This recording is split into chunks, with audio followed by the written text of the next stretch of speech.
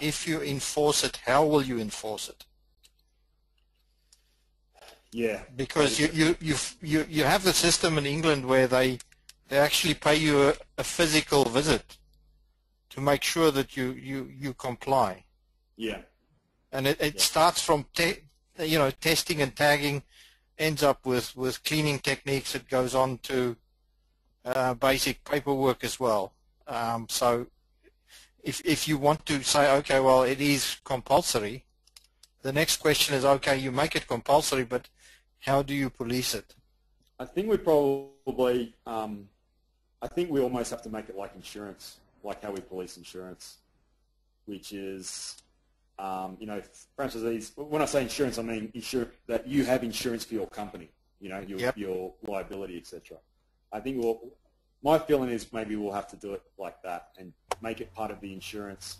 And when the insurance comes up, we check their OH&S as well, and do it at the same time as their insurance policy. Go, all right, the insurance in check. And then the way that we enforce insurance, Phil, is basically if you don't have insurance, if you haven't sent through your certificate of currency proving that you have insurance for your business, we'll send a letter out to you basically saying stop working. Mm. So stop working, until this is fixed up because you're not insured. So we could do something similar with OH&S, which is basically the same as insurance. So okay. Look, thanks for the feedback. I think that's probably the way we'll head. I think it is very important for our company as a whole. Maybe some of them, Lachlan, just don't know how they're supposed to be utilising it. Yeah. And I know that's just a pretty stupid comment, but maybe they just don't know. Maybe it's one man in a van and they don't know how they're actually supposed to utilise that for their business to protect themselves and so forth. So how do we do that, Kelly? Because like when we introduced this, we held a webinar.